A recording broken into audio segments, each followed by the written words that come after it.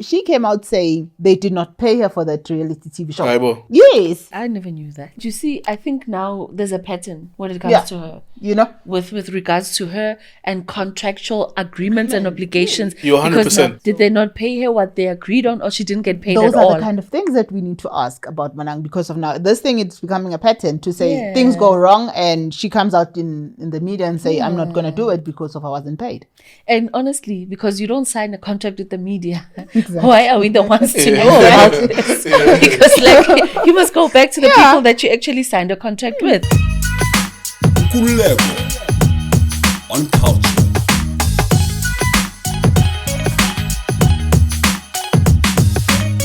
Hello and welcome to a brand new episode of a show without a name. What's the name of the show? Anything goes. Is that the name of the show? I guess that would work. Anything goes. Is that the name of the show? I think so. Let's go with everything. Since when did you start thinking that? I didn't have to think of it. Okay. There you go. I mean, we're going to be talking about anything and everything. So anything goes. Okay, welcome guys. This is a brand new episode of a brand new show. Every week on Fridays we'll give you just ourselves. There's actually four of us. Myself, Nkululeko, Ubrenda and Tlantlan. There's also Khomutso as well. Will join us from next week onwards. We'll look at some of the stories that are making headlines in South Africa. Whatever's trending, whatever people are talking about, we'll try and talk about them as well. I want to have a disclaimer. Whoever is a celebrity that we're talking about, please don't sue us. Please. All We're right. just having a conversation. There you go. But it takes 5 years to sue a person in South Africa, so it's fine. It's okay. Okay. Okay, so this is Brenda. Please introduce yourself. Hi guys, I'm Brenda. The most talkative person ever, but hey, I'm here now. So yeah. All right, and Tlantla Fabregas. Yes, Nhlanhla Fabregas, it's on a queen with a Zulu name, here to serve you with some saucy things and controversial. Okay, I hope you're not that controversial. I'll try not to be controversial, but I'll try and be relevantly controversial. Okay, How's that? our missing partner is also Khomutso, who will be with us Seboko, from next week onwards. Talking about things that are controversial. Intaba, YaseDubai Yeah. versus Ambitious Records versus Big Zulu. What do we understand about that story? What happened? So in that story, what we understand is that Intaba YaseDubai, right, tweeted, and then he spoke out about how he was short paid, actually not received a single cent, and how because that's the song that he was talking about, went over to have about more than 12 million streams, and he's not received a cent.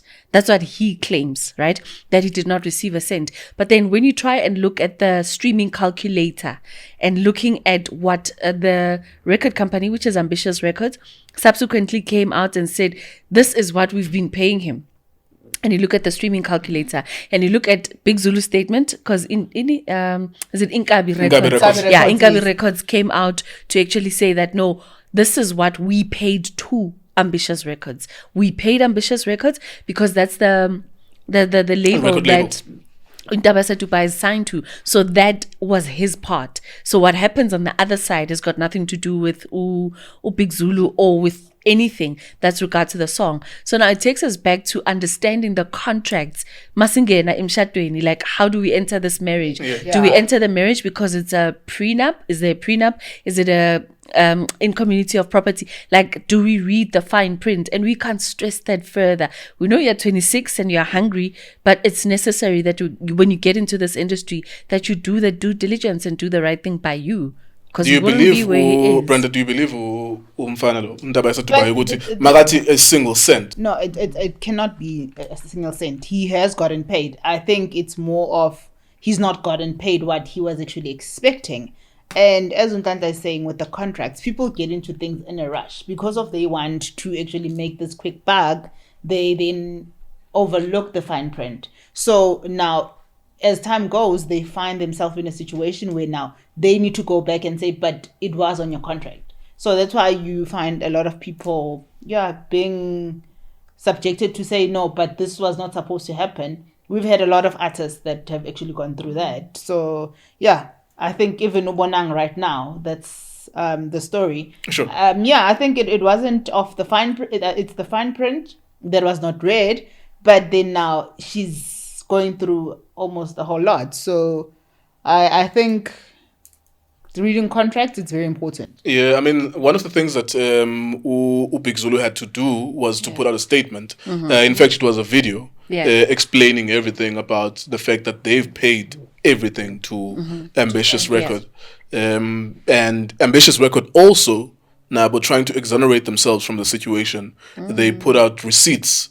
I think there was something, a screenshot of 60,000 rands, just maybe to disprove Uguti you didn't receive a single cent, because what it was saying was that it's 3,700 that it was getting. And then there was something from Ambitious Record, which put out maybe 60,000 rands. I stand to be corrected. But what was curious about that is that when I saw it and it was written reference, I think it was about performances. There was something there about performance. Okay. It may not have had anything to do with the royalties about the song itself. I don't know. It's very confusing. But I think the one other thing that South Africans are worried about is Ambitious Records' record with musicians and their reputation as well. You know, what do we think about that? I mean, I don't know. I don't think that I would allow my child to sign with any record label, especially not Ambitious Records. Because they do have a reputation. They've got that reputation as far as artists are concerned. I mean, like the late Ricky Rick was a victim to Ambitious and how they conduct themselves. But now here's the thing: you're hungry. You believe that you're talented and you bump into somebody from Ambitious Record. So at the time, it's a case yoguti hunger versus so it's the politics of the stomach that are talking right now. So you cannot necessarily think beyond that, and that's why you then end up into such things, because the quickest thing that you want is to provide isinkwa ekhaya, you know, or wherever you are.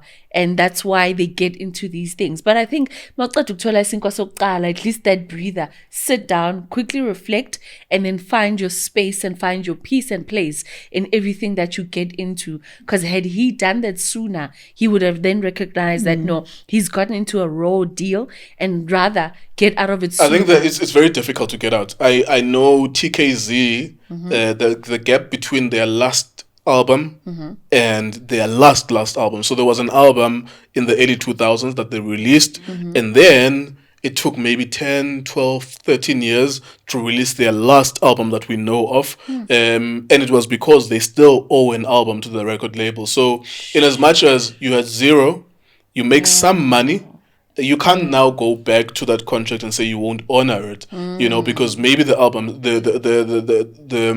the contract is saying, give us 5 albums, and you sign for it, and we will make money from your performances. We will make money from the sale of your music, from your streams, and so on. So it's like, you can't unsign it. You've already signed it, unfortunately. Okay, but guys, what I need to actually ask, is it really the politics of the stomach, or is it just people getting excited and trusting that Ambitious Record would actually do right by them? Not realizing which Ambitious Record, it's a business at the end of the day. You look at the likes of your EMI and Abu Arkele and whatever. There's always some sort of conflict when it comes to paying out royalties and whatever. So I think more than anything is people get too excited to actually sign up to this known record label, but not looking at the fine print and not going back to say, okay, how does this contract serve me? 5-10 years down the line, would I be able to get out of it? So we need to be probably sure, is it the excitement or is it the politics of the stomach? Because okay, now you're speaking about Intaba YaseDubai, right? Who's much younger and non-experienced, and he got excited and, you know, jumped into this opportunity. And I don't think he was aware that Imaleningi would sell. Or I don't think they Is that his song? Like, that's the thing. He's a featured artist on the song. But when you follow the story, I think there is an implication, or him implying that he wrote the song and gave it to Big Zulu. Something like that. When you listen to him, really, it's as if, yes, I understand that eventually it became a feature, but it's like maybe even the hook, because the song is made by the hook. Yes, and that's catchy. That's the reason why it trended, and Utuduzane Zuma was on videos, and everyone else. Everybody else there was a buzz about Imaleningi challenge. Exactly. That's what it was called at the time. So I think he does deserve to be remunerated for that, but unfortunately, if let's say the split is like, I think the split was maybe 25 to 40%. And Big Zulu confirmed that the amounts were given to them. Whatever was paid out was sent to Ambitious Records. Yeah. Now, if he was an independent musician, maybe he would have received that money in full. But because he's signed to a record label, Yeah. that money has to be cut across maybe different people. And I think that's the part that he missed when he signed the contract. To say, much as we are signing you, this is the chain and this is the split. Maybe, yes, they mentioned those things, but like you said, excitement got him, like, you know. Another he just thing now, threw his another mind thing somewhere with all else. this, was he supposed to take this up with Big Zulu or Ambitious Records? Because now it's coming across as if Big Zulu didn't make payment, whereas Big Zulu is saying, yes, we did make payment to Ambitious Records. Exactly. So I think He was not explicit in his complaint that I did not get paid by party X, Y, or Z. That's why the first thing that Big Zulu was saying was that uma ngabe unenkinga khuluma nabaka Ambitious ngoba sibakhokhile Bakhokhele, because he bakhokhele. Intaba YaseDubai did not say I have a problem with Big Zulu. He did not pay me, or Inkabi Records did not pay me. He just said I did not receive a single cent from this song, this hit song. Yeah, but so I like what Big Zulu did, which is to clarify. However, there were other voices and other people that then put a spanner in the works, because I remember Nota said something about it, and he said, and in many ways, whatever he was writing there, I think drew us back to Big Zulu. Uguti, when he left this record label, we left Big Zulu to take care of this and this and that. I would love for him to confirm that, actually, because as soon as he said what he said, then you go back to Big Zulu, Uguti, when how much liability do you take from the whole situation? Because Big Zulu's Kupile situation was, no, Tina, we paid the record label. And he proved that this is how much was paid Yeah. to the record label. So yeah, uzkipile to say, no, like, I've done my part, I've done my bit. so. I think this thing is more of it's a Intaba situation and essentially. yeah. So he needs to take it up Nabasendlini, Nabasendlini, yeah. Yeah, Which is Ambitious I'm actually trying Records. to speak to Nota. It's unprofessional because I didn't tell him I'm gonna call him. So, yo, Yo, what's happening, man? are you good? I'm easy, man. What's happening? Do you have 2 or 3 minutes? No, but Okay, cool. I'm recording a podcast with my partners, and we literally are stealing your moment. I know I didn't tell you in advance that I'm going to call you, but we're talking about the Intaba YaseDubai and Big Zulu, Inkabi Records, and Ambitious Records situation. In 2 minutes, what happened there? well, what has happened here is that there's a misunderstanding in terms of what is the earning potential of a hit single, and the presumption is that the royalties are supposed to be a significant amount of money because the sales of the song suggest that, you know, it has been well supported. But sales in South Africa pale in comparison to global standards, and therefore, you know, if on average 1 million streams earns you roughly 30,000 rands, you know, all those millions of streams don't really amount to that much or a significant amount of money.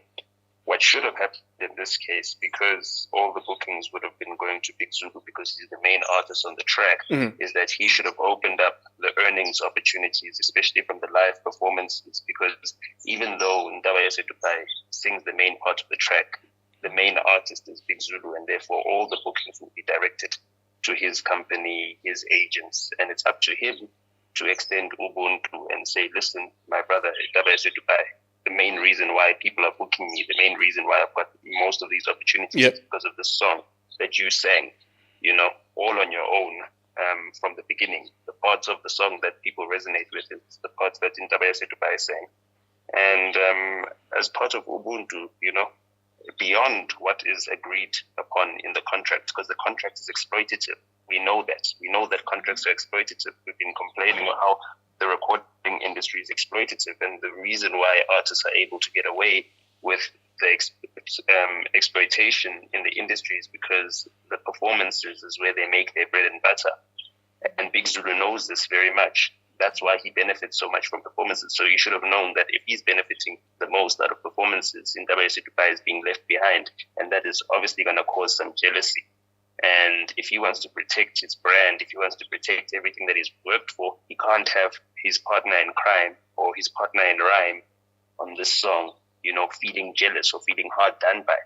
It doesn't serve him any well. And as far as Ambitious, all they've been doing is being a go-between, because at the end of the day, the complaint is about the success of the song and how it hasn't really materialized into something significant for Intaba YaseDubai, whereas Big Zulu seems to be enjoying all the success that is prophesized in the song's lyrics.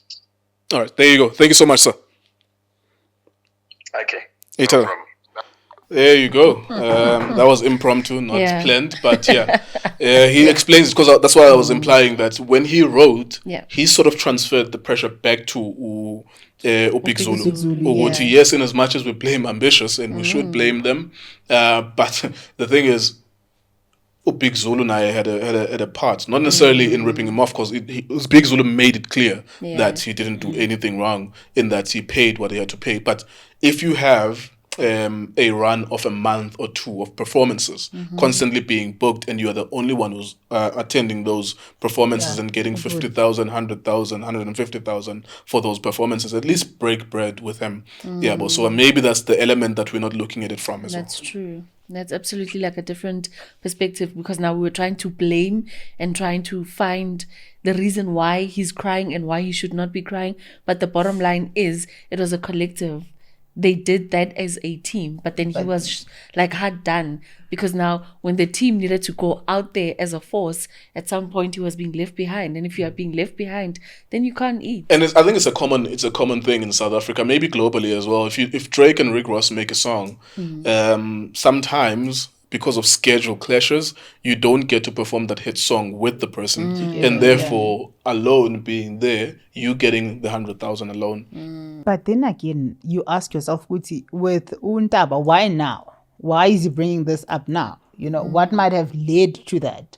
Was it something that had said, I'll break bread with you informally, so I'll go and perform and then probably give you something, and it ended up not happening? Because, if he's going to say, I did not receive a cent, probably he means in terms of performances that Big Zulu performed all by himself. So, or maybe it was because of royalties. So I can see it.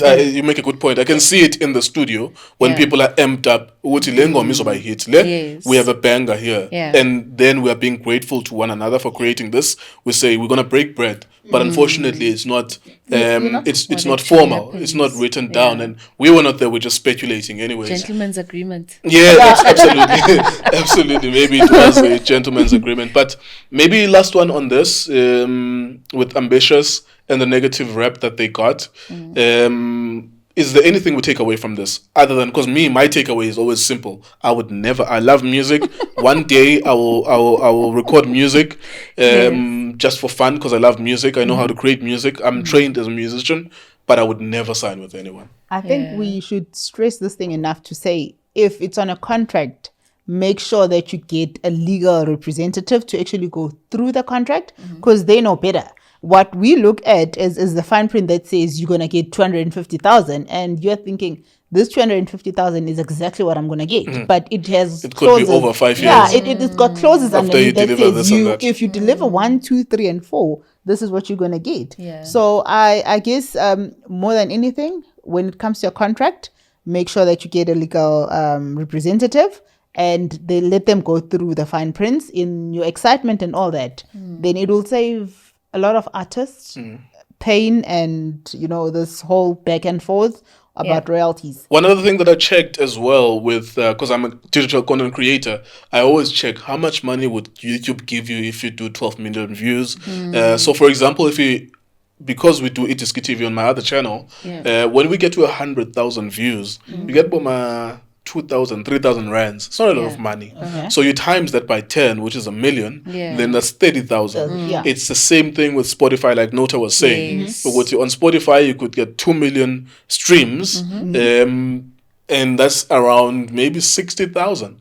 60,000 that has to go to the whoever is the employee of the record label. And it's a pie that needs to be broken apart for different parties. So if you are amped up about seeing 1 million next to your name on a YouTube song, you do a YouTube and it reaches 2 million. That's maybe 30,000, maybe 60,000 rands. And 60,000 rands is absolutely nothing. It's not a million. It's not 1 million rand. Yeah, absolutely not. And I think another takeaway from this whole exercise is the fact that don't get your hands into something that you do not understand. And there's pro bono lawyers like everywhere, So as soon as you get there and you're thinking that I'm getting into a contract, quickly find somebody that's going to help you pro bono. But also don't get into bed unless you really have a solid contract with someone, whether it's verbal. If it's verbal, let it have witnesses. Let it be more than one person. Just explain pro bono, sorry, for people who may not know. So pro bono is when they will do it for you for free. Like absolutely, you don't have to pay for any legal costs, any documentation that will be documented for you to actually go to the next step. So everything in exchange for something, maybe for a percentage. In exchange for a percentage later once you start getting the proceeds. But that also still needs to be articulated well from the beginning, that this is how we're going to work. If I'm doing this for you pro bono, this is what I'm going to do for you. This is what I expect from you. So always ask, because I think back in high school or primary school, from as long as we were learners, we're told that there's nothing like a stupid question. So ask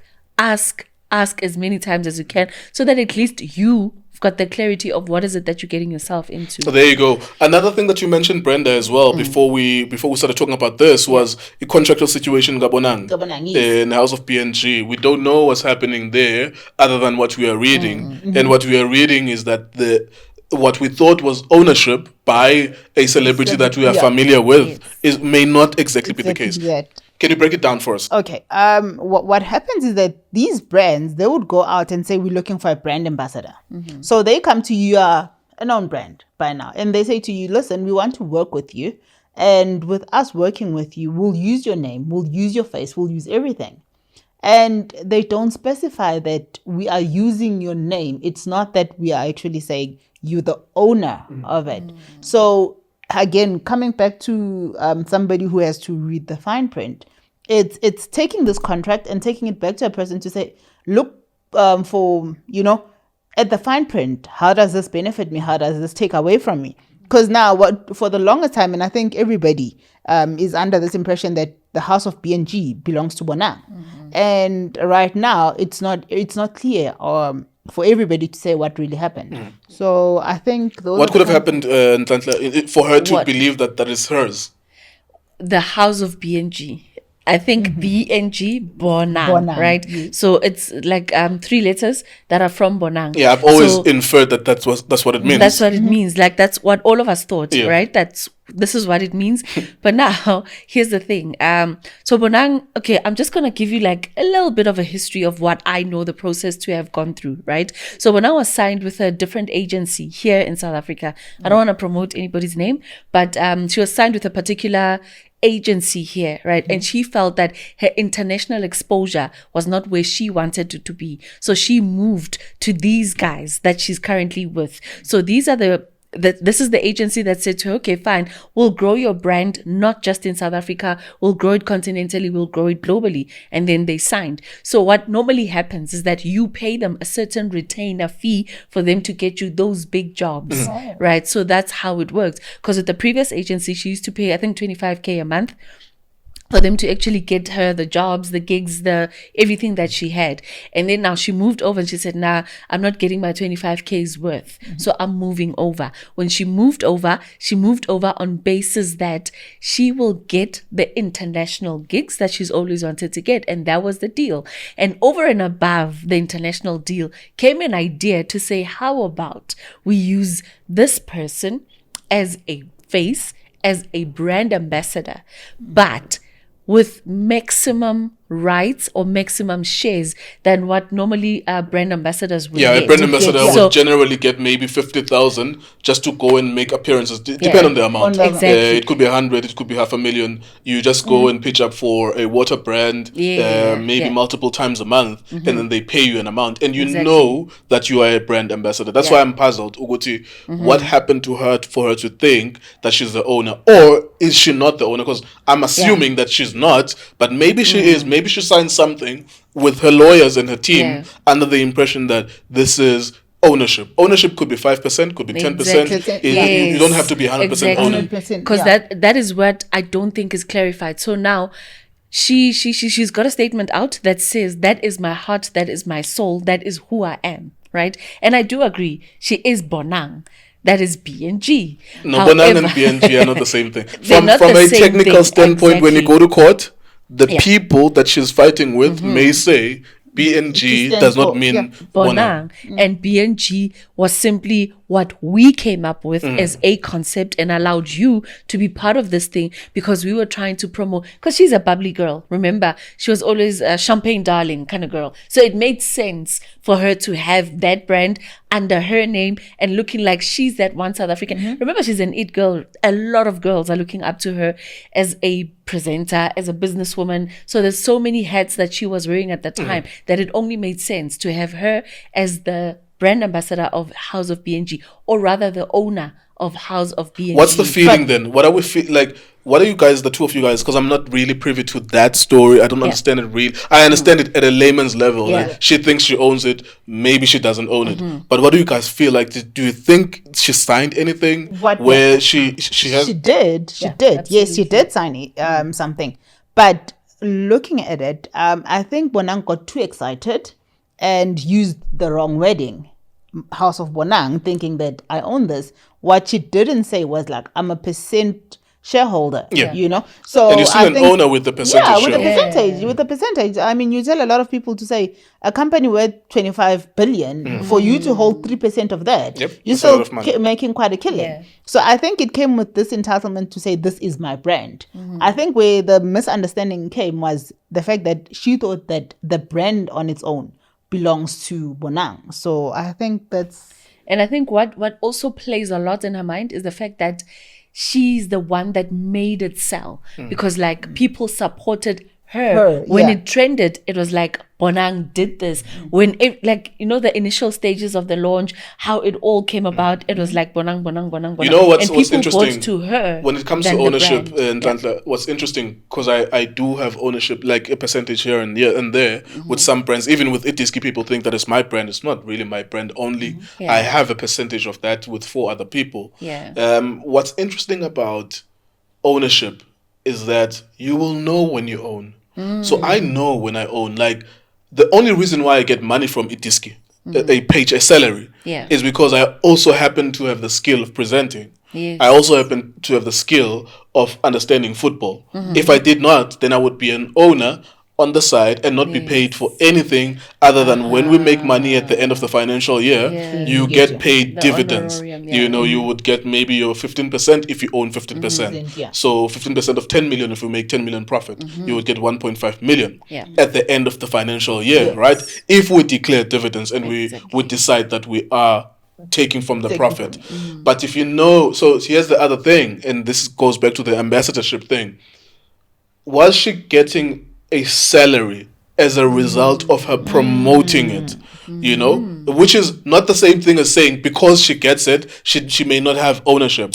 But it may be clear to her partners, it could be clear to her partners that the reason why I get paid for Itiski is because I hold the microphone and ask questions. And then I do interviews on TV. We're doing stuff for TV as well and radio. I get paid for that portion. But if I was not doing any of those things, I would not get a cent other than when we break bread at the end of the financial year. So she's an ambassador. Was she only getting that amount for an ambassadorial role? And sometimes, even if you own part of a business, you might even make it a compromise. Whereas if you had no ownership, they would say, okay, instead of giving you 100,000, we're a struggling company per month. We'll give you 50 because you have ownership. Now you will agree with that because you know you're just pushing the brand. So maybe those are the kind of questions to ask as well. But then again, how well did House of BNG do? You know, Yeah. because we're looking at a House of BNG, but how well did it do? Because of they can say as a product that they're as a selling. product that they're selling, because of they might say, you know what, we'll divide. You'll get your dividends after we've sold X amount of bottles. And what happens if they don't reach that? That means they've not reached their target. So that's where I think a lot of arguments might start. Misalignment Yeah. as well, because we've only heard one side of the story, and there's always three sides to a story. But now we've not heard from the other brand that party. she's so now what do we understand about the story? Is this going to court now? Yes, she's taken them to court. So that's how this got our attention, right? So I think it was sometime last year when she Yes. had a Yes, space. yeah, I know She was in initially. the States, Yeah. right, at that time, and then she had a space, and I think within seconds it crashed. But now we were waiting for her to say something, and she wasn't saying anything for the longest of time. And then that's when she had that statement out. But till today, we've not really heard a response from the other guys to what they're saying. And looking at how things are going to unfold, I think we will have to wait for the court dates and everything else so that we hear what the other side is, because we are hearing her claims that this is what I signed up for, but then those guys have not responded publicly. Maybe they're only waiting to respond legally. It's very difficult for them to respond publicly. I understand how they wouldn't want mudslinging because they have a brand. That thing is still in shops, right? Now, when there's continued mudslinging in public, then it becomes a problem for the brand. But I think maybe the other question would be, what does ownership of something like a wine brand really mean? Do we believe that Tbose manufactures a wine? For example, do we believe that he manufactures a champagne by himself as his idea, and he has the intellectual capital and the intellectual or institutional knowledge that he would know that I have a factory that manufactures a wine, and therefore I own it, and I own this taste, I own this the look of it? What does it mean? The farm, the grapes, the process. Exactly. Like, what does it mean to really own something like that? Yeah. So now I think that's when we need to break it down and quantify what is then your ownership in that 100%. Because now there's always a chain in that 100%. Like we just established that there's a farm, then there's those workers. Who pays those workers that are going to be harvesting and doing the entire process? Then there's the bottling process that takes place. Then there's the branding process that takes place. Then there's also the storage that takes place, and then ultimately going to the stores. And the supply, the supply chain process. So then you in the process, where are you? Absolutely. You know, what is it that you own? So And it does those are not the mean, things that because we you need can actually buy into an existing company. Exactly. It does not Because mean that they that's what I cannot wanted not to own. say. That's what I wanted to say. To say, these people are going into buy-ins, whereas the company is saying, I've got this 7 on blanc. You can brand it and say this is Ntantla's wine, but you're not looking at what it takes that particular company to actually give you a full bottle of a 7 on blanc or a Chardonnay or whatever the case might be. So you come in and you're like, okay, this is now I own this. Yes, you will say you own it because of it has your name on it. Yeah. You know. So I think those are the things that people need to That's look at. that's for you, the viewer, to decide. I think these conversations, I enjoy them because the more we speak about them, the more maybe slightly more enlightened you become as a viewer. Uguti, I don't think it's possible that us as Africans, particularly in this country, in the way that this country has developed from apartheid to here, that we could claim ownership of some of these things. We can, but then maybe that means that we would have gone to school to produce wines, for example, and have a farm, like you were saying, Tlantla, and have workers there. You know what I'm saying? So ownership is very tricky. It does, which is not the same thing as saying she may not have 5%. That in exchange, because in order for you to get 5%, you have to, in exchange for something. Of course. In exchange for me being your brand ambassador and pushing it, you're not going to pay me monthly or anything. I'm going to push it. You're going to give me 5%. Yeah, absolutely. Or in exchange for 5 million, you're going to give me 2% of that, depending on what their value is. And if we are going to push so much volumes, right, you can then quantify them according to units, according to cases. And so, and just say that on a monthly, this is my target. And from each unit, I'm taking 2 rands.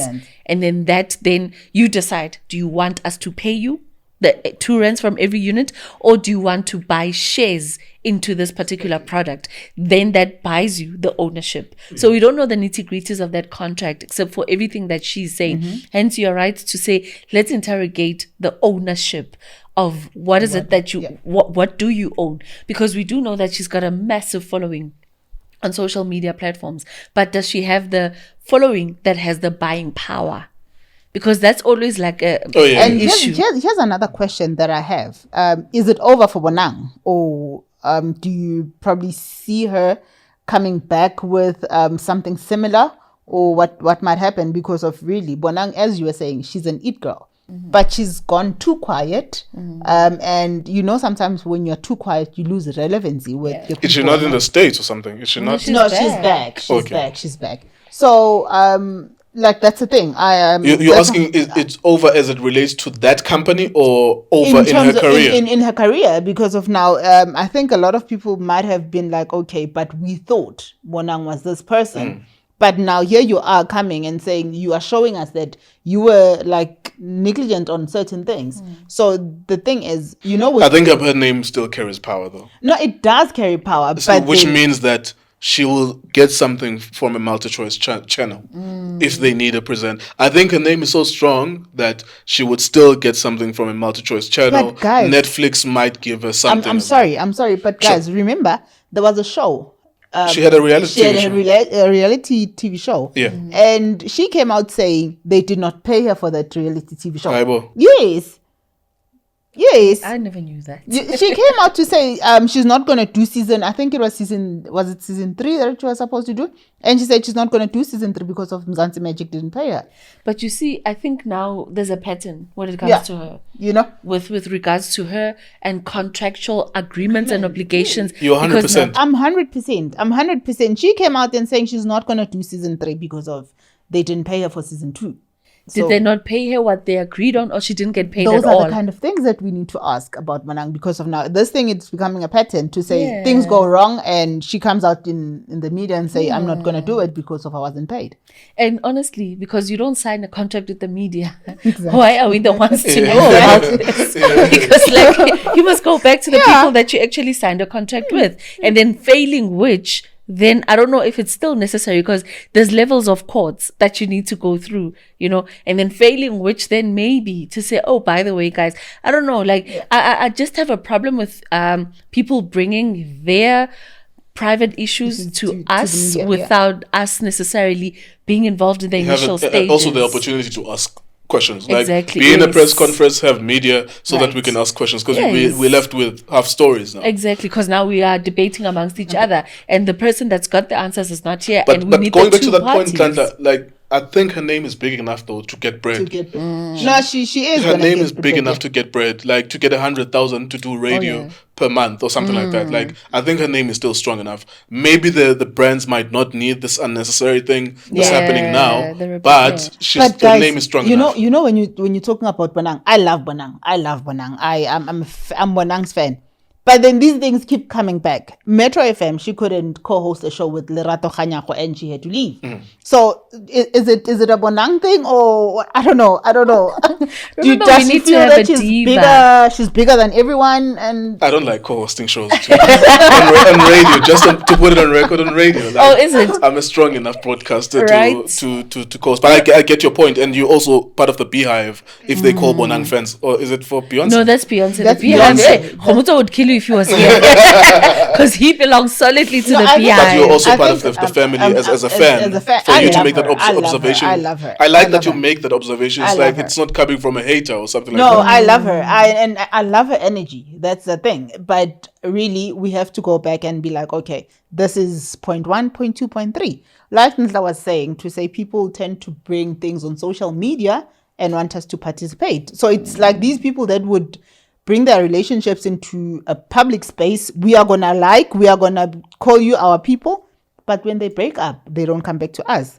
Coming to Mapaseka and Tbose's anniversary. Yes. That's a nice segue. That's a nice way to segue to that. Tbose is on Kai FM, right? Yes. And he's been there for maybe 20 years? For the longest At time. least yeah. 15 years. Yeah. Up to 20 years. And he's doing quite a great job. Hey, with I was asking an Uber driver, Uguti, how long can you listen to the same voice over and over again before you get tired of it, because the topics. Tbose is an incredible broadcaster. I respect that. From when I was a kid, I knew that he's an incredible broadcaster. But I asked the Uber driver, how long? Because I always ask myself that question: how long can you listen to the same voice? Wilson Binkosi has been at Metro FM for maybe 30 years or more. Yeah. 1986 or 1987.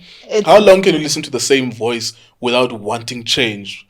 Without feeling like your life is repeating itself. I think people actually Tbose is like Tate Tuso. Yes, we yes, grew up listening to Yeah. Tate Tuso on Sundays, you know. Yeah. So it's like as long as you are relevant to the times and tackling the now issues, Yes. you remain relevant. My argument as a Absolutely. broadcaster is that every generation deserves its voice.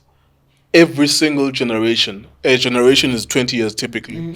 After you exceed a certain amount of years in radio, we really would like to hear young kids from Boston and let them become our new superstars.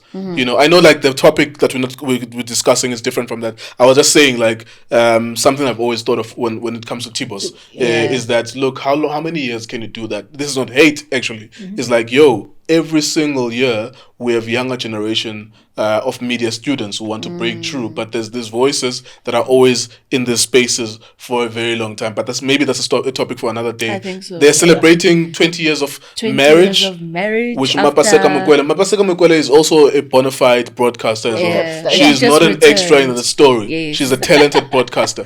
I like that she's not an extra in the story. Yeah, she's also she just returned on Yes, to on Radio broadcasting 2000. on Radio 2000 after leaving Kaya. I think she took a year or 2 year break. And then she just returned after, she was studying because she graduated last year, October.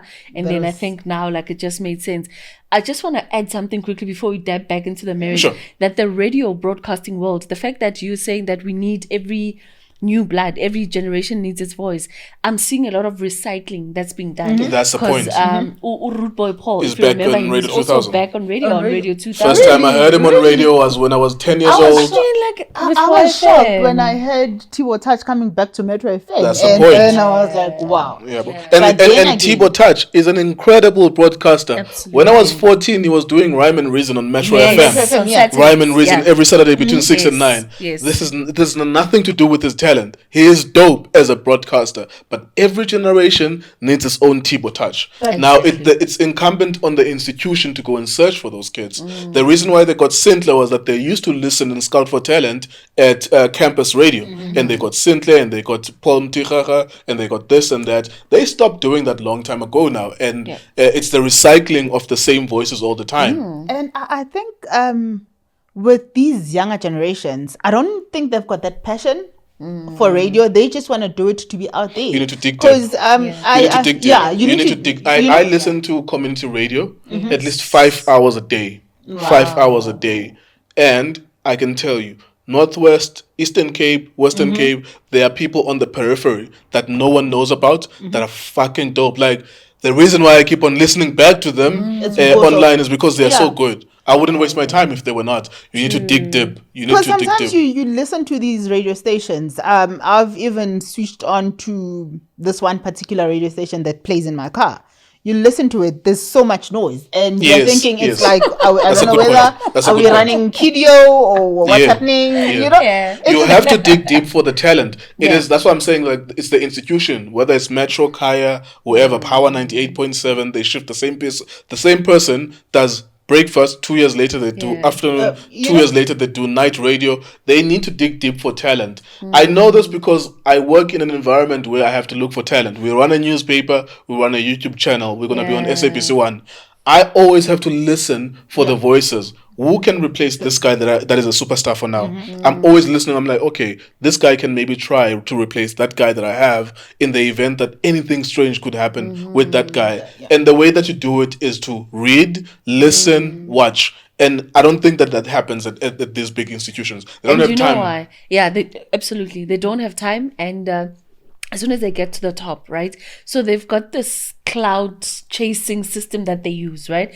So they've got people with a huge following and they want to convert those people into broadcasters when those people are essentially not. And now this is where radio stations are losing their numbers because you're getting people that are not going to be providing the substance that is needed to carry the radio station. And as soon as you go to those online platforms, so what they started back in the day, I mean, we used to have radio voices, right, back in the day, where we knew that if you had this voice, you are certainly meant for radio.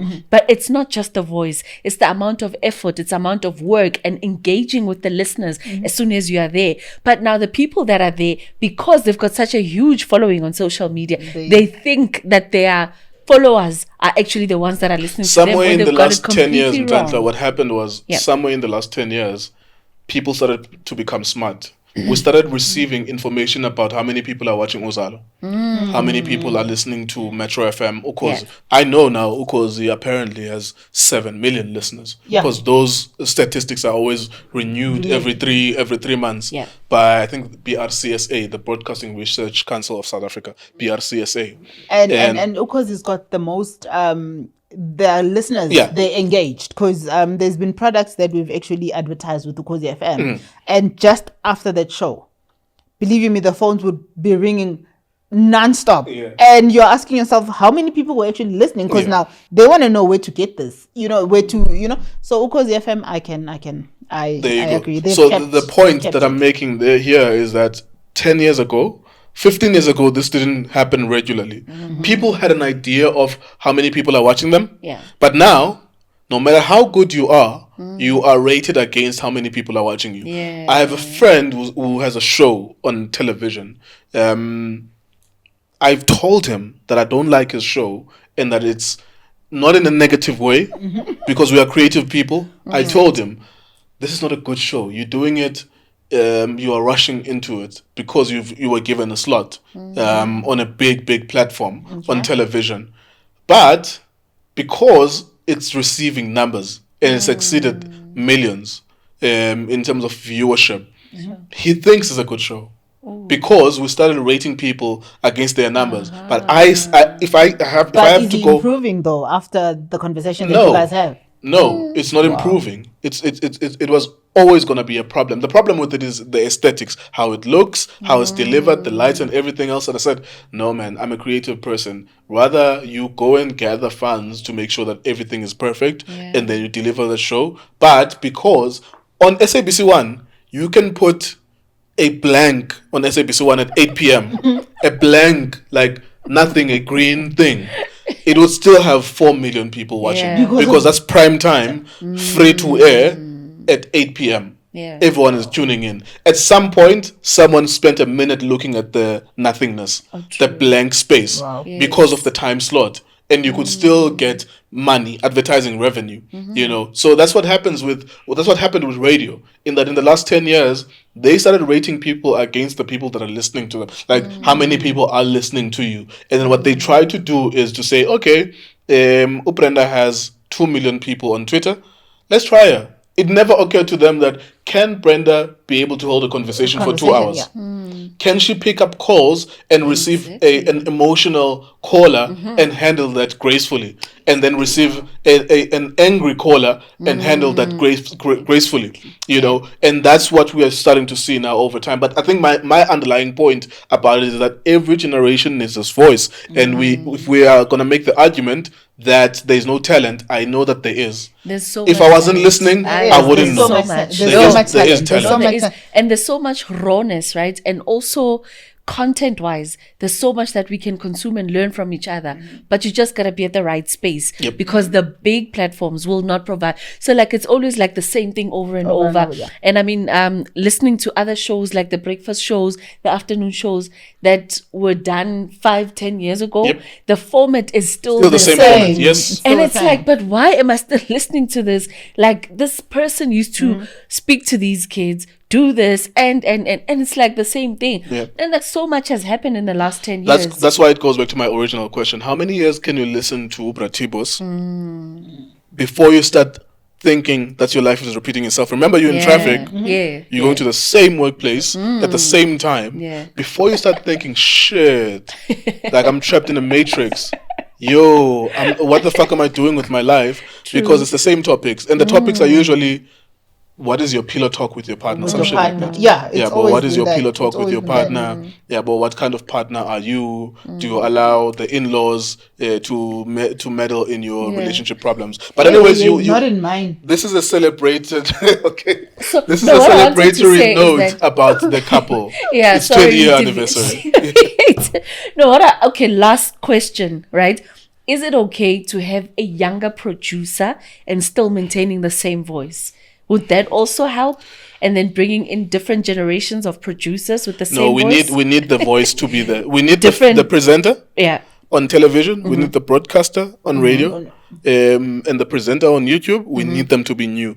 We need these kids to have the ability to say things that mean something to them. Yeah. Because at every juncture in every country, the highest number of population is always people between 18 and 35. The youth is always the highest number of any population. So we need these kids. I'm not saying we need, because I don't really listen to kids. I don't have time for them. But I'm saying there are gems there. There are gems there. Just like Tbose was a gem in his early 20s. Just like everyone else, DJ Spoo was a gem in his early 20s. We need someone else to pick up another DJ Spoo and say, look here, we are giving you an opportunity. You will learn here and you'll become a DJ Spoo in 5 years' time. But Nkuli, what you're saying is that they are no longer looking. So I think we are more of driven by the social media numbers to say this person has got 20 million followers, so that means therefore they're going to do great. Yep. So I think until that changes and people go out there and scout for new talent, then things will change. But for now, that's why they are being outperformed by YouTube channels. oh yes, That's why they are being Absolutely. outperformed, because the YouTube channels, people are listening and they want to hear a longer conversation, a different conversation. They want to hear they want to see different faces. Yeah, but people who don't give a shit sometimes, who say things the wrong way sometimes, and that's the authenticity that they're looking for. No, I was speaking to Temba, who was a runner-up of Big Brother, and I'm asking him, yo, why do people like you? And it's like, it's the authenticity. It's because I look the way that I look and I speak the way that I speak, and people gravitate towards that. But when you're on radio, you need to say, hello and welcome. My name is Nkululeko. Welcome to Massive Metro. And you're looking at the time as well. In 5 minutes, there needs to be a newsreader there and shit like that. But I'm so sorry. We do also want to go back to the 20-year anniversary. Oh, yes. Back to the 20-year anniversary. So Tbose and Mapaseka Mokwele were married in 2002 initially. And then in 2013, they filed for a divorce. I didn't know this until you no, told me. that's what I wanted to ask to say. When you're saying they're celebrating 20 years, Yeah. do we count It's 20 years of broken service, because Julius is quite good with saying 5 years of unbroken service in my marriage. So there was a break in service in that marriage. However, I think they're not looking into the breakage as much. That's why I think it's now 20 years, because from 2002, and then they divorced and then reconciled, because Tbose is very vocal to say they did things right in terms of getting married, and when they fell out of love and no longer making things work, they did things right as well by not separating, by legally divorcing as well. And then when they fixed things and reunited, they reunited legally as well. So they are celebrating 20 years. Let's not quantify the 20 years and like Metro be happy. FM News. We are counting the time they remarried. Yeah, so that was in so they remarried they divorced in 2013 and remarried in 2016. Yeah? Yes, 2016. So, because there was that break in so between. It's not 20 So years, right? it's important to you, Brenda, that It's the not numbers. 20 years. But No, they've important that the known numbers each other separate. for 20 years. So if And they became enemies in the process. they didn't So become it's important enemies, they that just the- Yeah, no, The they years need to. The years must be correct, and how people say it. Don't sell us dreams here. Yeah. They must say, "Guti, we fought." Yeah. There was times that we didn't love each other. You know, let's be honest. But they're vocal about it. They don't Yes. hide that. Angai. So when so you want them to say 7 we were years. married for 7 years, and then separated Ihambile, for 3 years, angithi and then that- reunited, No, and ihambile, together. they divorced. They got a degree. Together it's They got a 17 degree to confirm that it's over, it's done. Yeah. Then they remarried. What is their marriage certificate saying? Which date did they get married when they remarried? So that's when they start counting. So the other one that's expired before we don't expiring count. degree yayo. So, guys. so your argument is that don't count the first 10 years? Don't count the first 10 years. It was a 10 years. No. No, but it was but- a 10 years, guys. And then they married Right. certificate yayo, and it got a degree. It was like it's done. They started finding each other again. They started loving each other. They started dating. Maybe they were. So if they came to virtually you, so if they loving came each to you nah, as their fan and say we've been together for 2013, nah? yeah, Just, yeah, 2013. we've been together for 9 years. Would they not be misleading you? Let's say you're chilling, you're hanging out, you're the fan, you met them. Would they not be misleading you if they're saying, "I Tina, we've been married for 9 years"? No, they won't be misleading. I guess that's what the. No, they're misleading you because they've known each other for 20 years. It's knowing each other. And they were hated each other married. in the process. And maybe that's the anniversary they're celebrating, knowing each other. That's And what they then should say, not Tina- marriage. Tina, taking it out of context and saying, "Hutsi, they've been Also, married it's for 20 us. years." So it's I don't know. It's us 'Cause, that are saying. yeah, we don't know what they are saying, but this is what the media and everybody is celebrating and reporting, that it's 20 years of marriage. Okay, But so there's also maybe we that- could say that it's possible for broadcasters to be married for a long time. It is. Maybe and- that's a takeaway from that because the Yeah. perception out there is always like, Yeah, we Beyonce and Jay-Z are an outlier. It's abnormal. But most we've of the got a time. brilliant story here, a brilliant love story of it two is. musicians that have stood the test of time. That is Umamleta Leta and Mbulu and Kaifa Kaifa Semenya. Semenya. Yes. Like those are That was- the go-to people when you talk about relationship goals, because they are in the same field of work.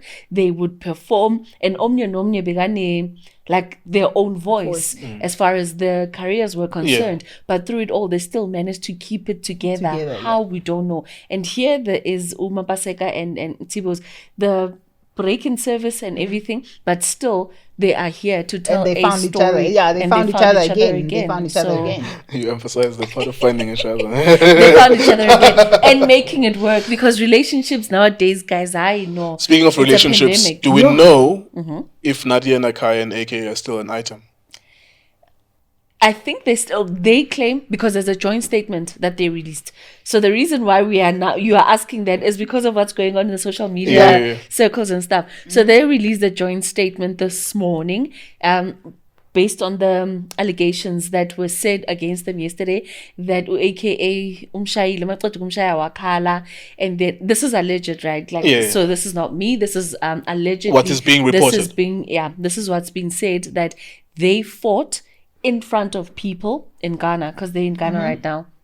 And then Nadia felt good to know, like, I'm not going to take this anymore. They unfollowed each other on social media. Is that So there factual? Is that factual with they unfollowed each other? Yes, Maybe that's a clue. Yes, because I can tell you that after those stories, AKA followed her again. This morning, the last time I checked, Nadia was still not following AKA. This morning. So I've not checked the socials. So it's true and when they anything say they cannot be smoke without fire. And I agree, because now you look at his reputation with women, but Bonang never complained about Keenan in any form, way, or like they were just a happy couple, right? DJ Zinhle never complained. I don't necessarily remember if there were any public complaints or public comments that the two ladies made. I mean, may other have than the fact missed that she it. was I think she was a baby mama that was left. Yes, Maybe that was the only yeah. complaint. But That's what other I than that, I mean, remember. and there are two adults But who guys chose not to don't- be with each other. I think with AKA, he's unabantu bakhe, man. Yeah. You know, I mean, you can't, like, for instance, Zinhle is matured through and through. So AKA still has that baby kind of tendencies, that thinks if I throw my toys out of my coat, somebody must pick them back in, and you know. Is there a history of him publicly? I know that there's the big one is obviously the one where The there was one, a yeah. death, Fiancé, right? yeah. But is there a history of him with domestic violence on women. I don't think that there is, except maybe for allegations, and maybe that's why they put out a joint statement now to not make it seem as though he has a problem, because we will put two and two together to say recently the last relationship there was a door that was torn up. Remember the picture, the image of that door. Image of the door, yes. You know, and maybe they don't want people to make connections that there is a problem there. But what do we know now? Do we know they're still together? Is that important? Yeah. They still, well, according to the statement, they are still together. According to the statement, there is nothing, and there's a particular line. I'm not sure if I can grab my phone now and actually go through. There's a particular statement, right, that says. Grab your phone. My phone is like on the other side No, it's charging. fine. I'll check it. And so there's a joint statement that they actually put, but like there's a particular statement there on that statement that they released to say that they did not know that a conversation between people, like there's that particular line in that statement that speaks about we did not know Uguti Maskuluma so. This is what people would interpret. No, but why do I feel that Nadia is actually protecting AKA or some sort? Because of if you are saying they were following each other and they unfollowed each other, is it Nadia wanting to be a bigger person and protect AKA, or is it just a mutual agreement? Unless if a couple had an argument, right? I mean, like relationships are not perfect. They will never ever be perfect. So we don't know what actually happened, but maybe it happened during the people, and when it happened, when there's people there, there's just so much that we can consume, and then we can break it down however way that we want to. So I'm just going to read out that particular statement that was released by this couple, and I'll highlight the part that actually kept my attention, and I kept on going to that particular. In Ghana, in Ghana, people don't know you that well, so that maybe you would think, to say this is what happened. It's still an allegation for me. All right, so this is the joint statement, right? We have received your inquiries relating to our trip to Accra, Ghana this past weekend. What was fun and beautiful working trip where both had separate working engagements is now turned to be a public smear campaign. Now, this is the part that intrigued me the most. What we took to be light interactions with industry peers and associates has now been twisted by outsiders. So that is the part that I actually highlighted. Something happened. Something did happen. So that is what captured my attention. So just to clear the air, there was no physical nor verbal altercation between us. We are fine, and there's no drama between us. We are basking in our individual successes from this amazing trip. So hence I'm saying what caught my attention is the fact that what we took to be light interactions with industry peers and associates has now been twisted by outsiders. That statement alone, in a way, it does confirm that something happened. Something did happen. It's implying that something playful was happening, and people saw it from outside, saw something playful happening, and interpreted it as maybe a fight. Maybe there was something physical which they are implying was playful and light, and light, because that's what it means when it says light. Maybe we're playing around in the context of. Is it because of what AKA is carrying, the from his past relationship, that people are now viewing him to be? Even if the slightest thing, he now gets judged to be. I think that's a good question. That's a good question. Another question. Then why did you guys unfollow each other? And before the unfollowing of each other, there's a story. He said that I will never ever be disrespected by a woman like that. Yeah, I saw that. Again. I saw that. So, do you think was it an word altercation between you and Nadia, or? I don't want to think anything. I mean, something is happening for him to write those things. Exactly. So he wrote that. We will never be disrespected by a woman. We don't know what happened. They unfollowed each other. That's factual. So something happened there. And in a way, they are directing us to something that was happening, which they are saying is light, which was blown out of proportion. So I suppose so what happens in darkness shall come into the light. It's just a matter of time until we know what happened. And are we not sure if the healing process, aka, did really take place, whereby he was fit enough to be in another relationship. And maybe Nadia did say something or did something that may have triggered something yeah. that, maybe made him raise his voice, and what looked like it was like that. That's a good angle that you're bringing across. It's very difficult to police people and how they heal. Yeah. Of course, normally you would want a gap in between relationships, but some people jump from one to another. And some especially people, with this thing that happened, seeing your fiance laying there, jumping off a hotel. Yeah. I think he was supposed to maybe, that's what I'm saying. It's difficult to police people and how they grieve. They decide how they grieve. I don't think that he and Nadia were in a relationship a month after. I don't think so. No. It wasn't 2 months after. Yeah, it wasn't. It even wasn't 6 3 months It after. wasn't So, even 6 months. so policing other people and how long they should take in relationships is very difficult. I think if Siskoni Ferguson was seen with someone tomorrow, it would still be a hoo-ha. Yeah. Tolomuntu manje, indoda ishonile. But, I mean, how long has it been? No, already with Mrs. Yeah. Connie, there was this guy that he was his personal trainer. Already people were speculating. Now, we a replacement, Yeah, and that's super right, because now you're absolutely right when you say, why are we policing people's healing processes and people's time frames of moving on? Because we don't emotionally take things the same, it's the know, same, yeah. and we don't know how much time, money they are spending behind closed curtains and doors to actually pay to heal. Yeah, therapy and everything else. Therapy and everything else, where they feel that, you know what, I'm not cheating on anybody. This person is no longer here. No matter how much I can wait, it'll never be enough to the next person. But I'm choosing me, and I'm choosing to move What if on. there was But already a culturally- Makwapeni? But How long should the Makwapeni wait? Wait until we see him. Because we were already 15 sneaking minutes. out. Yeah. They must wait 15 minutes, next thing, boom.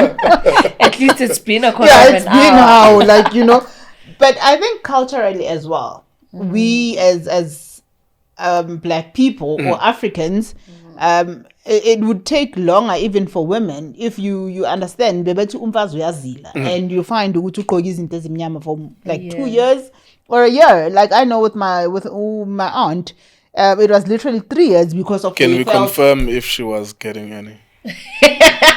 That's a story for another time. Because that's like for the appearance. Yeah, for the appearance. For the appearance. And I remember even the in-laws thought they are punishing her, so they made it longer, but her life didn't stop. That's all you're saying. Her life did not stop. Because she's human too. Yeah, she's got didn't needs. stop, it was How long easy. can your life stop? Let's put it personal. How long would your life stop? If I really loved someone, and with the way I grieve, okay, for a partner, because of I lost mom, it took me like 2 years to actually find myself. Sorry, I didn't know that. No, it's fine. But for a partner that I love, I think 6. Okay, depending on the treatment as well, how he treated me. You couldn't wait for him to die. He was an abusive nigga. You couldn't wait. If he was an abusive someone, I wouldn't even spend my time because of it's like, yo, thank you God, Sengkhanang senrula morale, feeling guys. But honestly, for somebody that you're saying you love and you just wanna remember, we've got energies. We carry people's energies. But so that for that person's energy to actually clear off you and whatnot, I think 6 months is relative. What is the energy? It's the sexual intercourse energy. Sexual intercourse. Oh, you smile when you say that. Wow. You know that energy. Like, and imagine, I understand that with the grief, replacement, is it gonna be The same. Or still going to struggle. I mean, you're a soccer analyst. You know, I'm a player, I for my trials. So you actually even asking yourself as a woman, how many trials would I now have to like? See what you're Until- saying. Until I get the strike. Yeah, but I think I get your point. You make a good point that it depends on the relationship that you had with the person. that's Because true. I suppose if it was maybe, I mean, I know of a story of a man who grieved to death because their wife died. Yeah, You know, it's like most men you were married for actually. 50 years and the two of you are in their 70s, and the wife dies maybe at 71 and you die eventually at 75. You could not forget the wife. But my point though, don't police people's grieving processes. We can't do that because how long? Like, is there a contract that we sign for how long? But anyways, I'm thinking Drake and Uncle Waffles. For how long are they gonna post each other? Another John Cena and Shoma Josie Yeah. No, I never thought that John Cena would tap though. John Cena was looking awkward in those suits. Yeah. He's like a proper white boy. You know, I don't know if it happened, but I saw them on Ellen. Yeah. And they asked him to dance to John Cena the song. Yeah. I was like, nah, this nigga is uptight. He wouldn't tap. But Shoma Josie, of course, is beautiful, but. Nah, I don't know. But behind those suits, you don't know what happens. Because remember, there's cameras. There's also like us trying to look a particular way for the camera. Yeah. But like when the suits are off, we don't know. We don't know what happened. What would happen or what happened. If Drake had to post me, listen, I would be on the next flight out too. It's not the first time, right? No, it's not. not. It's absolutely not the first time. What is he doing? Is he appreciating why her? Like, because I mean, I know that there's an argument as well against female DJs who are influencers who may not have the skill to DJ. So did you hear her DJ? Can we say she's a bona fide legit DJ or she's an influencer DJ? I think she's definitely an influencer DJ. Yeah. So what skill did he pick up on her DJing, or he wants to tap? Let's go back to how we all know her. Okay. Right? So she started trending Adiwele. Young Stana. So, and how she performed Adiwele versus how she played Adiwele. So that's what captured our attention. And then the video started making rounds, and then we started asking, so who's this girl? It was like Uncle Waffles, huh? Uncle Waffles on a That's big a good stage. name. And the name is catching as well. Yeah. I mean, for a lady to be That's an called incredible Uncle name. Waffle. Yeah. So I think that's when we started seeing her, hearing of her, and then what captured our attention to this date, I say, it's the dance move, and then she started having a trademark where she had a thong, top, and then she started, how do you so she gave us that song.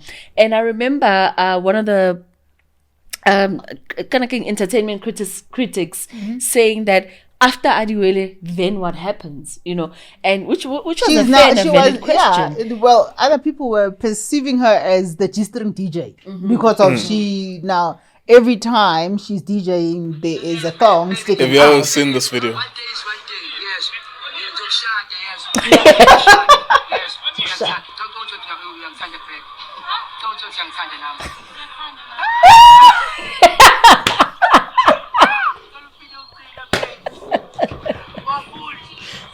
I like how she says waffles.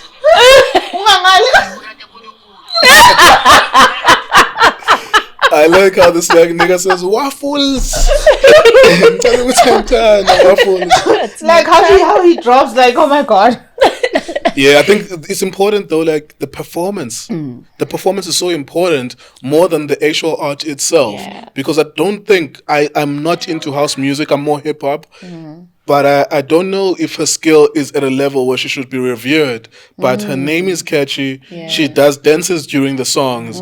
And she becomes what she's become now. Yeah. The performance, how you look, how ridiculous you look sometimes if you're a Papa Penny. How gorgeous you look if you're her. Yeah, but the performance and taking care of the look, the aesthetic. And maintaining the appearance. It goes back to what you said earlier, with every generation needing its voice. Yeah. So I think every generation of DJs, because DJs in Claire has been like the female DJ in South Africa for a long time. She's carried herself very, very well. But now somebody came up and said, I want to do me differently. And Eyabo Waffles, she's doing that amazingly well, because now people can relate not just to her skill. They don't necessarily care about that. They even call her, when she plays Baby an Uncle Waffles show. It's not her set, but it's just an Uncle Waffles show. Yeah. So it's a different mindset. It's a different. Does she dance to all of the songs? Like Most if she's doing a set of an hour, yeah, she would be doing all of that shit. I've seen her play. Yeah, I think I attended one of these But then Yeah, again, yeah. you Like, know, but then again, shows, yeah. it's how people receive you. Because Lamizi does the same thing. She would DJ and Oh dance. yes, I've seen you know? her doing that. But you know, and But she does. Lamizi is She has good. managed to carve out a career. Yeah. Because I think she's technically good as a DJ. She Yes, is technically that's Plus, good she's as a radio DJ, broadcaster. and, Yeah. you know, And I've seen her dance to her songs as well. she does. And I think how people receive you, like you see how Uncle Waffle is everybody's going hoo-ha about it. It's more of how people receive you more. Do you think Drake is aroused and wants to go in bad with Uncle Waffles? I mean, 2 times. That's why I'm bringing and the even technical the skill. emojis, even the emojis Yeah. that he put, it's like crying faces, and I'm thinking, if it was me, tomorrow morning, I would have been like, I think The reason why, Africa. sorry to cut Yeah. you, the reason why I'm bringing up the technical skill Yeah. is that I love music. I listen to thousands and thousands of songs in my lifetime. And I know, like, I like you because technically you are a fucking amazing musician. Now, when I'm asking you guys, technically is she good? So good to a point where Drake can, can be amazed by a technical skill, then maybe the answer is no. Then we say, why then is he looking at her that way? I don't think she's that good. Sorry, Nhlanhla. I don't think she's that good. I think how Drake looks at her, it's with that eye that maybe. Ngifuna better. Yeah, you know. So it's one of those things. Because I mean, you look at her sets. She wouldn't just throw in a random song and make it gel with the kind of song. Okay. So it's more like it's music that has been prepared Yeah. before she actually gets into the thing. Sure. Yeah. And she now knows, okay, after the song, this is the song that's gonna play. So this is what it's like. She does a little performance. She's a before, performer. Yeah, before, you know. She's a so performer. I don't think Drake is actually looking at her in terms of the skill. It's just maybe her looks and yeah. I agree. Because when you're a good DJ, when you're exceptional, right, you don't go there prepared with a set, Yes. but you play as you there. But we see You with respond her, to the crowd. You respond to the crowd. So you give the crowd what the crowd is actually asking for. So with her, I think she goes there prepared with her set, and like you're saying that. She would have practiced a dance move or so because she times them so well. As soon as it gets to a certain angle, she moves from the decks and then she tries. How old is she? 21. She just turned 21. What the fuck? Yeah, she just turned 21. She's a baby. What She's the a fuck? babe. She's a kiddo.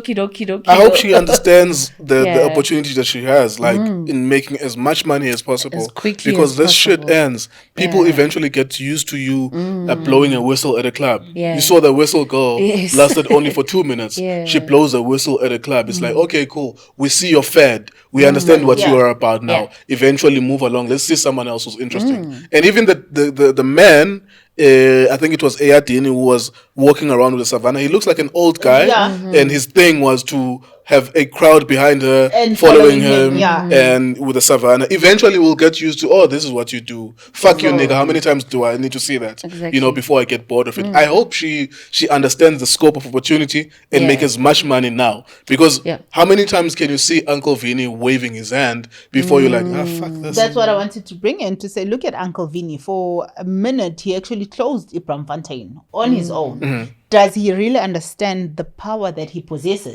If he could actually make money out of what he is, or it was just for the fun sake to say, I can do this,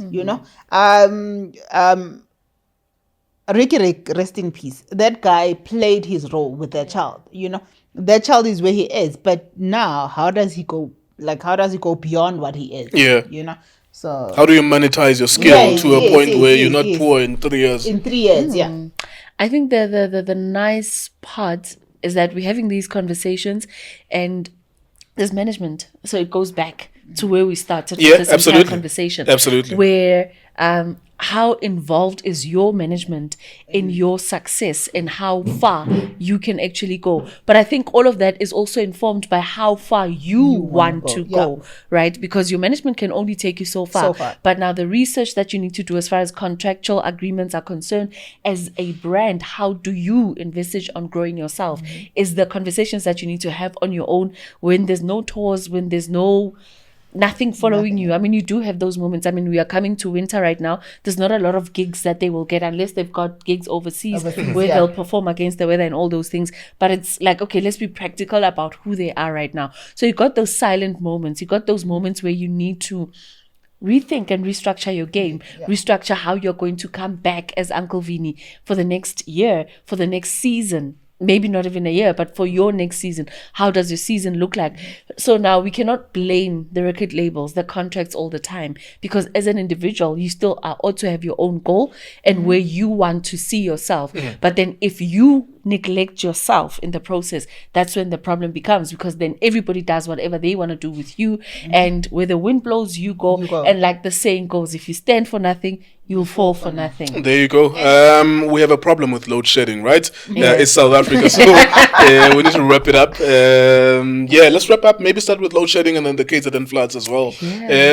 What we understand from load shedding is that it happened, I think, a week ago. Well, load shedding has been with us since 2006. There is nothing we can say about load shedding that our people do not understand, and we know what happens in this country with load shedding. Unfortunately, the first episode that we were supposed to shoot was affected by load shedding. This episode is affected because we have to cut it short as well. How are you guys navigating at a personal level with that? Does it affect the workflow? I know with me, I can't shoot. Like when I was shooting an interview, I had to time it. The people wanted to come early, and I had to tell them, look, please tell the team for the guys to come at 1 because we will have power back at 12:30. So that's how it directly affects me, that if someone wants to come for an interview, I have to shift the time or I have to change it. From a work perspective, do you guys get to work and work properly with load shedding? I don't. Of late, I've not been to work since last week. Wow. And twice. There's no generator. Twice. No. Twice. I mean, I work for an online radio station. So twice I went to the office. I was on air, in fact. And, We've and I all was had like, those on air, and then me van. Wow. I'm like, okay. And unfortunately, when the show ends, that's when electricity comes back. So those were the 2 days of mine at work. And then because I do Monday to Thursday, and then again, of course, we had the long weekend. And then after the long weekend, yesterday, they were like, Mogel at 8:25. So the show's supposed to start at 9. You can't go on air because there's no electricity. And I'm like, okay, but we are working on a generator situation and all those things. But now today I needed to be somewhere else and cover something differently. So I've not literally been on air for a while. So it has affected my flow of the show. And I mean, like, as soon as people don't hear that voice that they normally hear at this time, they switch onto something else, and somebody might say something better than what I had to offer them. And it makes us affects lose. your bread. It affects your bread. It does definitely affect it. So that's how I've been affected. Well, with me, it doesn't really affect me. I'm in a pharmaceutical space, so whether electricity... What do you do actually? Just put it out there. Okay, I'm a brand manager for Cyvita at this point in time, and I'm also a farmer. So a farmer, as in like PH or FARM? FA. Farmer. Umlimi. Yes. So I've got a piggery. So both the things that I do, they don't really get affected. So whether we've got electricity or we don't, people still get sick. We still need to supply medication. So yeah, man, it's probably the worst possible time for it to happen with the floods in KZN. What do you guys make of that? It was, sometimes things happen and you don't take notice because nothing spectacular is happening. But as soon as you see people's houses being removed from its foundations, disjointed, and it's like you start paying attention. You're like, whoa, something big is happening there. I don't know whether or not, because I don't know the geographic positioning of people in KZN. I've been to Durban multiple times, but I don't know whether or not, because if it was in Cape Town, I'm from Cape Town, I would know, okay, the people that I'm reading are affected here are from townships. And maybe there's something wrong with the spatial planning, because there's always something wrong with the spatial planning of apartheid, because it was deliberate that we'll put you in these places. When there's a disaster, you'll be the first to be affected. So I don't know whether in Durban everyone is affected or it appears only us black people are affected. I actually had I saw a video that was trending to say a helicopter view of what happened. And it was not necessarily Makhaya or rural. It was just in town, because you could see those apartments were the sea view apartments that actually, I think, half of the building went down. So I think this more than anything, it was quite sad with what happened in KZN. I'm not gonna lie, and I just hope that people by KZN, they can rebuild and still find their feet. But coming to that, I don't think it was more of a geographical part to say this is the part that can actually move, because you found people inland that actually experienced the drift. So yeah, what's interesting about that is, what does aid mean to those people? Does that mean their houses will be rebuilt? So everyone now is galvanizing. They're trying to assist, right? Patrice Motsepe has pledged 30 million rands with the Motsepe Foundation. The Inkatha Freedom Party, 250,000 rands. Yes. It's always interesting that an individual, I know through the Motsepe Foundation, Foundation, but we know that yes. is his money. Yeah. One person, 30 million. Yes. A political party, 250. But at least it's something. And it's not the ruling It's not the political ruling party, political by the party. way. Yes. That's another good point as well. But for me, what does it mean? Who gets what? How? How do I go? Does this mean that there will be mobile? I saw a mobile clinic, and then I saw some of the aid is the trucks with water. What does it exactly mean? Let's say a billion is raised, or let's say 500 million is raised. Yeah. What does it mean? All of us get new homes?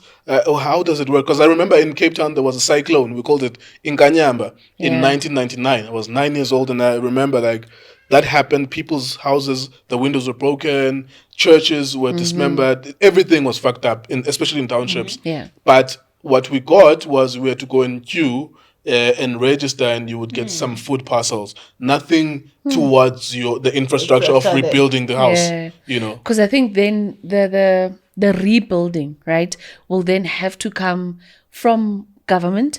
There are funds that need to be allocated, because there's always disaster management funds that need to constantly be there, right? They have, but okay, so what's currently going on right now? What's currently going on? There are families that can barely afford to bury their loved ones at this point in time. Yeah. So we need to break it down from there, that which families need assistance with burials, right? So that's where a chunk of the money must go and help the families that need to bury their loved ones. And then what happens to those families? Do they still have homes?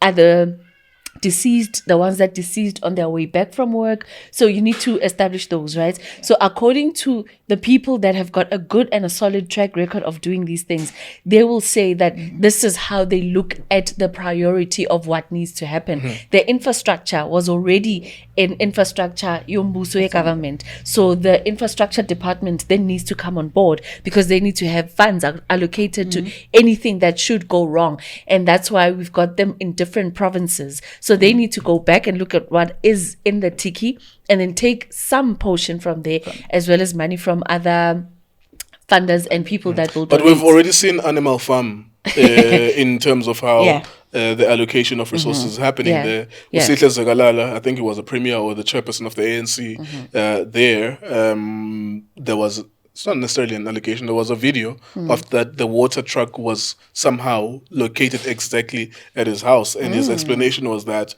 his wife is cooking for the community, and that's why he needed to be there next to his house. And we saw other people taking stuff that doesn't belong to them as well. Absolutely, so we can look forward to that happening. Whatever he's saying his wife is cooking for the community. People don't believe that, but we saw the truck. Like, I mean, the last place you want assistance to be located at is at a place where there's a millionaire politician live. You know what I'm saying? But unfortunately in South Africa, we've come to expect that as well.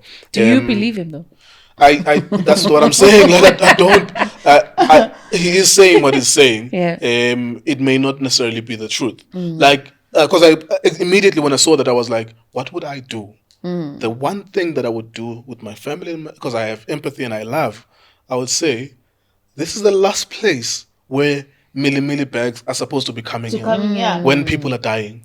This is I would say it because I already know in advance it will look bad. Whether or not we're doing a food kitchen or whatever, if that's true, I would still say to my family, bruh, this is the last place that this thing should be seen at, because we know exactly how it's going to look. Whether or not there's a soup kitchen there or there's food being distributed to the community. When he says the wife cooks for the community, how often? Because you might Exactly. find they're doing this thing once a week or maybe once in a while. So why the preferential treatment to say this thing has to now be stationed? And how many people around their community are directly affected? Right? And another question would be, why is she the only person that's cooking for the community when there's community halls where you can get guest stoves NPOs that are established NPOs that you can actually go and assist each other cook for those communities? Why does it have to happen specifically at a home of a particular chairperson?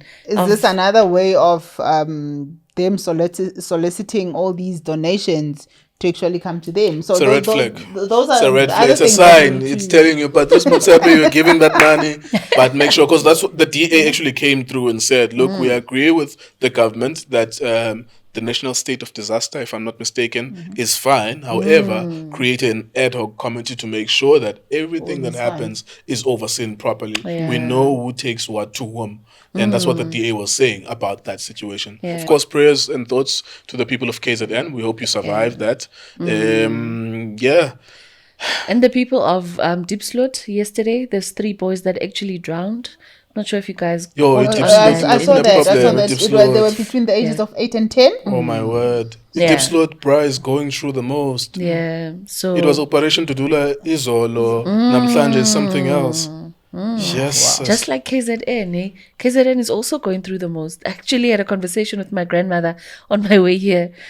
And she says to me, you know what? There's something spiritual that's happening in KZN. The sooner people realize that they need a spiritual intervention further than all the donations, the better. Because it's not the first time. Yes, they showed it was 1987. It was the same flooding. Was there some... This is probably a good conversation to have with someone who's a professional.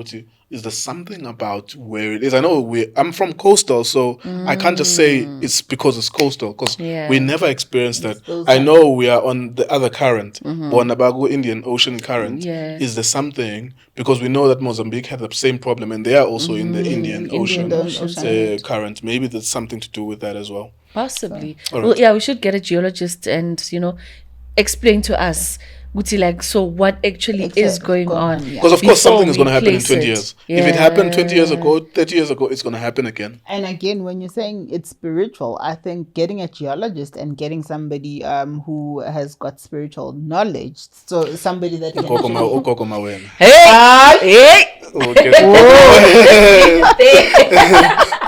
Gogo Maweni to say his help. No, I think we should get somebody who is quite grown, people with the depth knowledge. Yeah, for sure. So that we can actually get to understand. Because at the end of the day, we're Africans, guys. And there's a lot that happens. And we still need to have a geologist. And